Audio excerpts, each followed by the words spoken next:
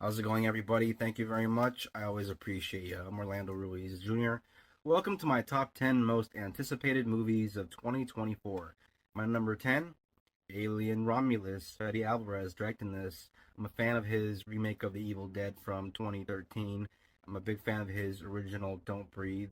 And I'm looking forward to seeing what this director can bring to a franchise that really needs a fresh take. I don't consider myself a huge fan of the Alien films. For the most part, I do love the first two movies, and I enjoy all the sequels. I understand if you're a diehard fan, then you have more than your share of issues with the third film and the fourth film, especially. But since I'm more of a casual fan, I can enjoy Alien 3 and Alien Resurrection and Prometheus and Alien Covenant. I understand this new film is going to take place between Ridley Scott's original film and the James Cameron sequel. And that's very exciting to think about what kind of a story we're going to tell with this movie that's going to fill in that gap. And because Fede Alvarez, as a director, has a very kind of bare bones approach to horror movies, I'm very excited to see his take on an alien movie. And yeah, Alien Romulus, looking forward to it. Number 9 on this list, Ghostbusters Frozen Empire. I'm very excited for this movie. I think the trailers, even though a lot of people seem to be dissing them online because they don't really care for all the nostalgia bait, those little tidbits of nostalgia are right up my alley. I am a nostalgia whore, so give it all to me. And there are a couple of things that feel very derivative, but nevertheless, it does give me the feels of a Ghostbusters movie. The ghosts look really cool. The effects, the CGI effects look like they kind of downscaled them a little bit to look kind of retro, like the ghosts looked in the first two movies. And yeah, I'm very excited. We got little Slimer teas in there, and it's the kind of thing that makes me feel like a little kid again. I'm a little bit bummed out that Jason Reitman didn't come back to direct the film since he did such a great job with Ghostbusters Afterlife. And I did enjoy the addition of the new cast with the younger kids and everything. So it'll be cool to see how this story picks up. But I am still interested nonetheless because he got Gil Keenan to direct, who directed one of my favorite 2000s animated movies, Monster House, which I watch every October with my kids. And so, Ghostbusters Frozen Empire, very much looking forward to this one. At number 8, Joker 2 from director Todd Phillips. Big fan of the first film that came out in 2019. It's amazing how this was a rated R movie that was able to cross the $1 billion mark.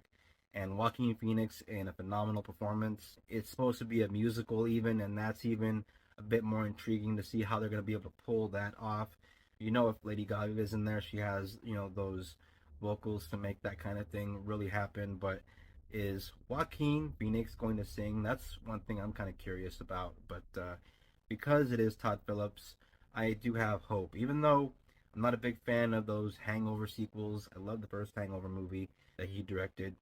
For me, he's kind of hit and miss with sequels. So hopefully his Joker sequel will stick to landing. And maybe we'll even get a third one down the way and it'll be like one of the greatest trilogies ever made. Who knows? But yeah, I'm a big fan of the way it was kind of nitty gritty and very raw and had that Taxi Driver Martin Scorsese feel, and I'm just curious to see if he's going to maintain that for the second film. It's great seeing what kind of stuff they come up with, especially considering the last month. So Joker 2, I am very excited to see what happens there. But yeah, Joker 2, that's my number 8. Number 7 on this list, Kingdom of the Planet of the Apes. I am a huge fan of the original film from 1968. It's one of my all-time favorite films, and I very much enjoyed the trilogy that came out recently. I'm a big fan of these movies, and so, a good science fiction adventure story with a bit of mystery and all the intrigue that's there with the backstory of the apes and all that. With each new apes movie, it always seems like the effects are getting better and better. And I'm not sure if Andy Serkis is coming back to do some motion capture work for the new one, but if they do get somebody to take his place, hopefully they can rise to that kind of level of excellence in terms of performance because Andy Serkis was immaculate as Caesar. And I understand the new film is supposed to kind of push on or kind of pick up that story and just kind of keep it going. And who knows exactly what they're going to do, but either way, I'm there for it. I'm always down to see a good epic ape film. And yeah, Planet of the Apes, those are some damn good science fiction movies that still hold up. Even all the sequels from the 70s are a lot of fun. And at number 6, I have from director Ty West, Maxine. I really enjoyed X. I love Pearl. and I'm really curious to see how he's going to wrap up this trilogy of his.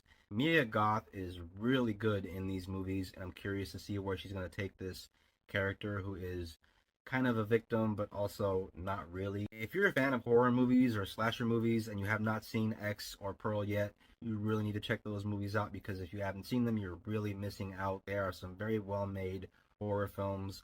Mia Goth is terrific in them, and I can't wait to see what she does next in the role.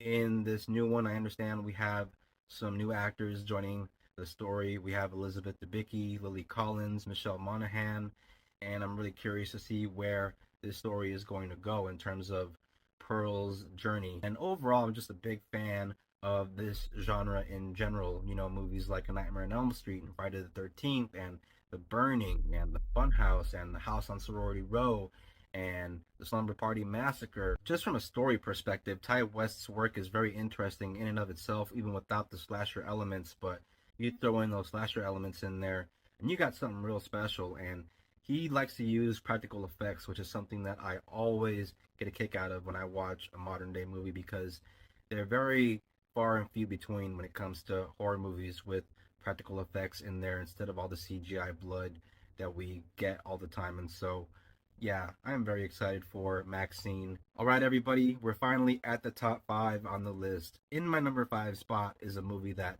many comic book movie fans and many Marvel fans cannot wait to see, myself included. You all know what I'm talking about. Director Sean Levy's Deadpool 3. I love the first film from 2016. I really enjoyed the second film. Ryan Reynolds is so much fun to watch in this part, and we all can't wait to see what they're going to do next with the character.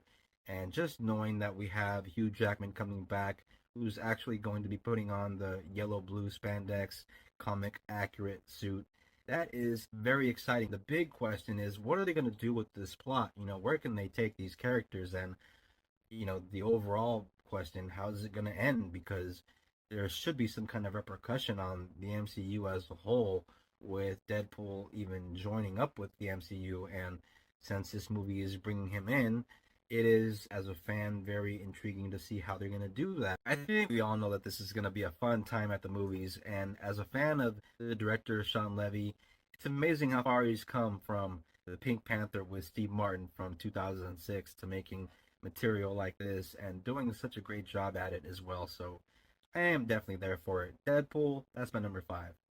Number four on this list, and I know a lot of people are going to be wondering how can you have this above Deadpool, but because I am a huge fan of the original film, it makes my number four spot because this is a sequel that I never in my life thought I would ever see in my entire lifetime, but this year it's actually happening. Talking about Beetlejuice, Beetlejuice, that is the title for the second Beetlejuice movie that's coming out this September.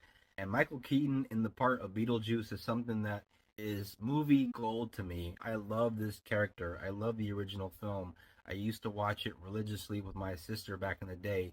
I watch it every year, a couple of times a year. I especially have to watch it in October every year. Just knowing that we're getting Michael Keaton back in full makeup as the character is very exciting to me. And Winona Ryder as Lydia Dietz, and of course Catherine O'Hara as her mom, and you have Jenna Ortega who's supposed to be playing Lydia Dietz's daughter in the film, which feels like a very nice fit. And I don't have any idea where this plot is going to take the characters, but I'm very curious because back in the day there was talks of a sequel called Beetlejuice Goes Hawaiian, and I'm kind of hoping that they don't do that. I have a feeling they're going to do something else. Hopefully by now they've had enough time to flesh out a better idea. I know for a lot of people, Tim Burton is really hit and miss, and a lot of people don't even care for him as a director. Well, I love Tim Burton's work. I grew up watching his films, hoping that with the special effects, they don't go completely CGI and that they do bring back some of that old school look in terms of some of the claymation that Tim Burton was using back then. And yeah, I am just so excited for this film.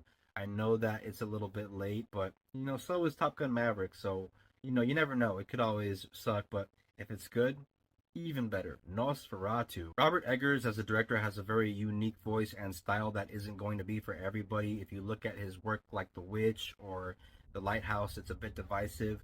I, for one, really enjoy The Witch. I think that it could have been even better, but given that it is a first film from a first time director, it's incredible to think of what he accomplished with that debut of a film. The Lighthouse is a movie that is definitely a one of a kind movie experience that I did appreciate upon watching it. I watched it a couple of times. I really don't have any need to watch it anytime soon, but I do recognize that film for its greatness, and it's definitely an acquired taste. As a big fan of vampire movies, I'm a big fan of The Lost Boys, and I love Dracula and all that. To me, The Lost Boys is still the ultimate, though, so I'm very curious to see what this movie is going to bring to the vampire genre in terms of the lore and all that. It's always cool to see a new spin on vampire movies, and given that this is a remake of a classic, I'm very curious to see the original black and white film as well, because I want to see the references and all that stuff and where it all stems from in terms of the material and all that. And yeah, I'm looking forward to this movie. Robert Eggers, Lily Rose Depp in there, and vampires. Seems like it'll be right up my alley since I'm a horror guy. Number two on this list, we have a film from director Jeff Nichols, the director of Mud and Midnight Special and Take Shelter. He's made some great films in the last 10 years, so there's no reason to expect why this one should be a dud.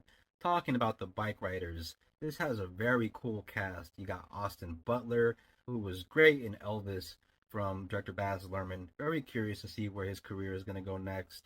Hopefully, this is a good role for him. He seems like a good fit for this type of movie.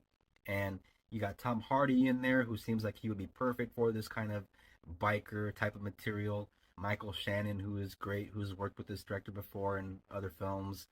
And, it's supposed to take place in the 60s. So you have a 60s period film about bikers. And because I'm a big fan of The Wild One with Marlon Brando, that's one of my all-time favorite films. I have been aching for a film like that. As a movie fan, I'm always happy to see Michael Shannon and Tom Hardy in a movie, and to have these two guys together, General Zod and Bane in one movie together, that's exciting for me. I enjoy a good drama, I love a good crime drama, and I'm always down for a good motorcycle biker gang type of story. And the idea of these three actors in this material working with this director, Jeff Nichols, who's had some really solid films the past few years, it's very exciting as a movie fan.